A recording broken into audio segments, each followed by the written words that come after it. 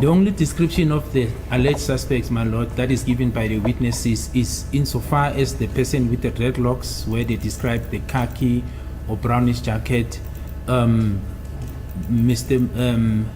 Makeleni, I think we dealt with him, who identified or assisted rather in the identikit of the second suspect, where he described the black hoodie, which is corroborated by Mr. Zungu. So those are the recollection of the description in terms of the clothing that I recall. I don't recall having evidence that points to what exactly accused 4 was wearing, my lord. Sing with me. Zizochigizinto. Not the whole brigadier using the word I don't know. Not the whole brigadier stuttering. Not the whole brigadier's voice changing. Where are his inferences? Where are his subsequently?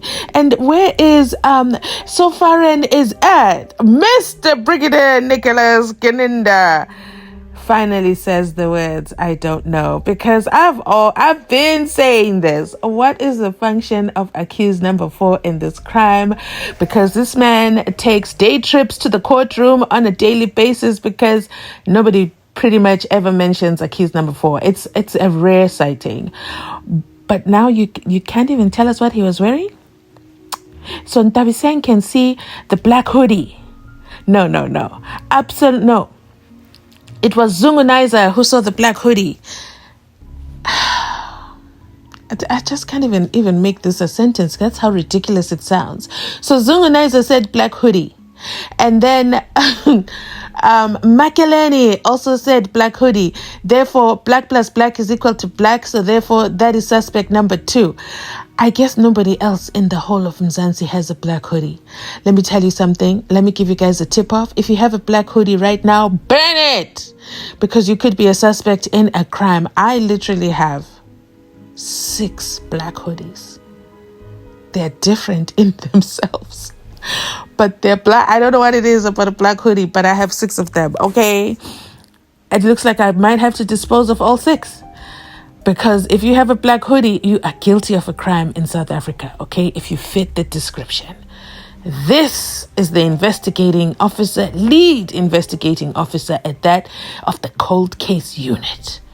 And he finally tells us he does not know. Wow.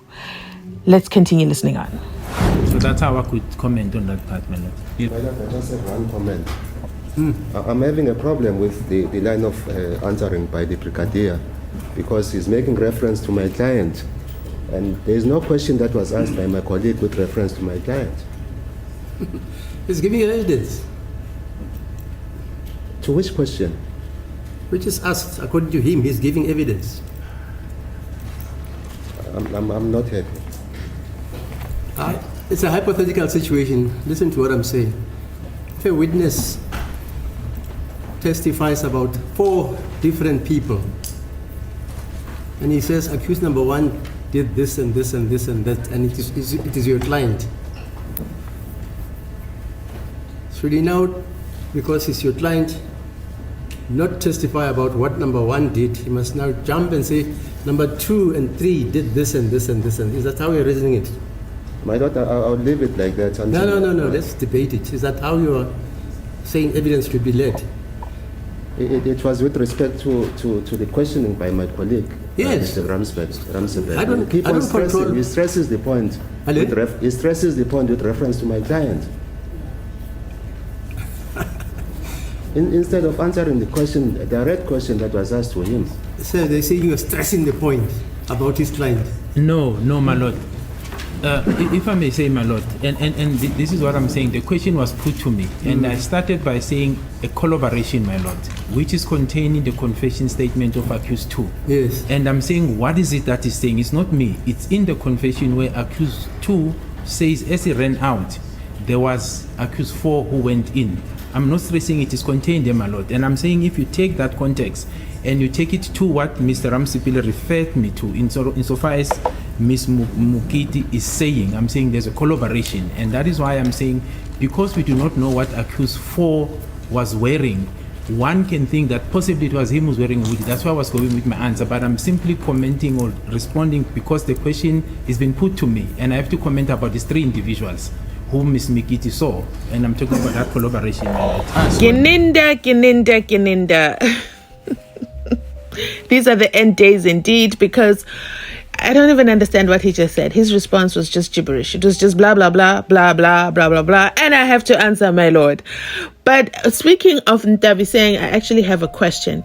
So Ntabiseng said she was in the car with her friend Yolanda Nota. And then they heard 2 gunshots and they saw people running towards the park. Okay. No problem. And then they heard a 3rd gunshot and she decided, you know what, let's get out of the car. I don't know what kind of Nganegwane this is, but everyone seems to be Braveheart.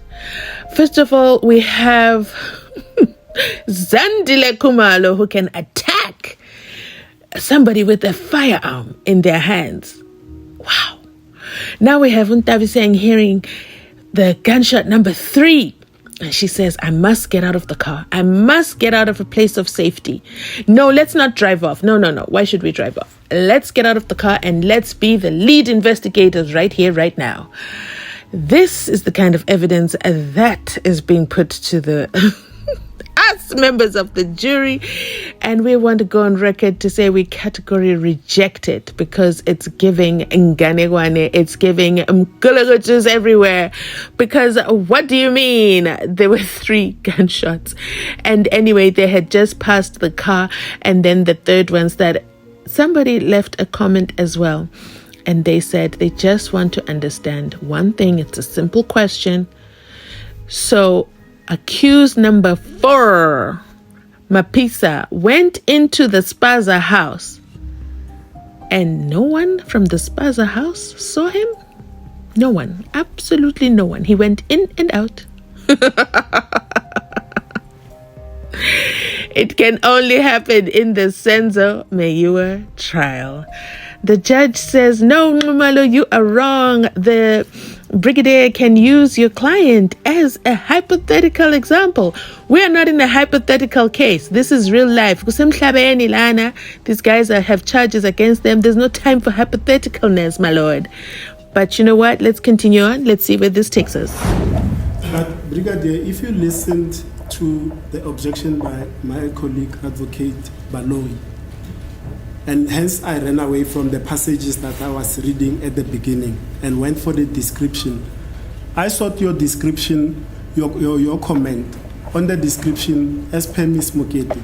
Because Advocate Baloyi says, as to who Ms. Mokete saw as the first person running, that is an argument that he will make at the end of the case. It is not your duty to draw inferences about the mind of Ms. Mokete, that this person that was running there, therefore exhibit H and JJ, Mokete says it's that person. It's not her testimony.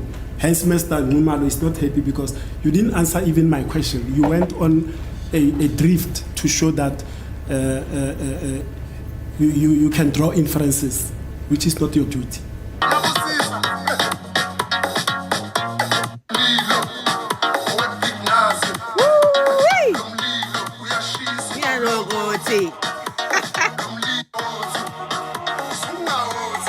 You went on a drift to show you can show inferences.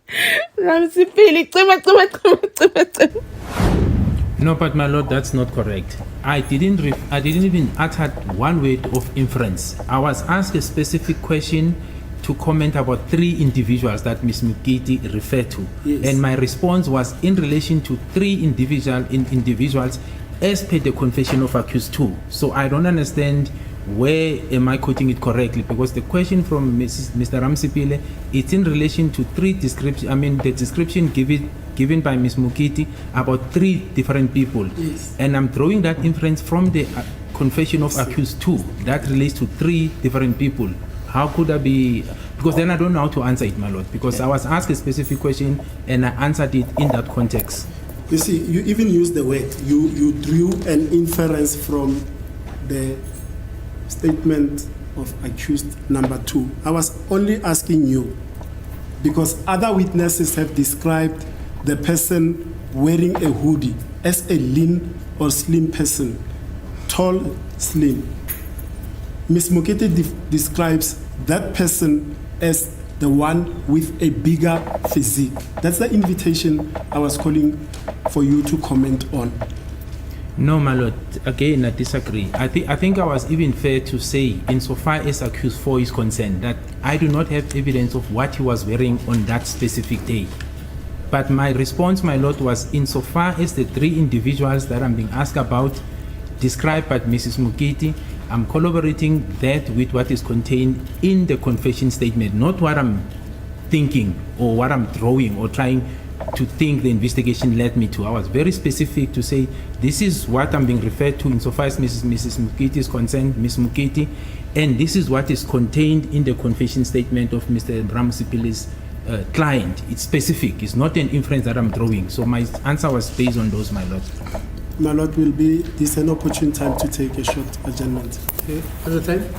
It's 27 minutes past 11. Okay, 15 minutes. It was definitely a good idea to take their short adjournment, aka ignore Brigadier Geninda, take a break and come back and hit the reset button, because this man was going around in circles forever and ever and ever, because hello, he is not even recognizing that. Stop talking, okay? Stop talking, especially about her statement, her statement or her evidence in chief, because it's not make sure. Okay, it's not make sure the math ain't mathing. How many people are there exactly? So there's the 5 accused that we know of. And this other comment said, who are the ones who ran to the park? Because there's too many characters in this movie, guys. It is confusing. Oh my goodness. And let me know your thoughts in the comment section down below. You already know I'll be right there to join you. Thanks so much for watching. I'll catch you on my next upload. I'm Mzansi Unfiltered, checking out. Catch you on my next upload. My lord, I'm indebted. Yeah.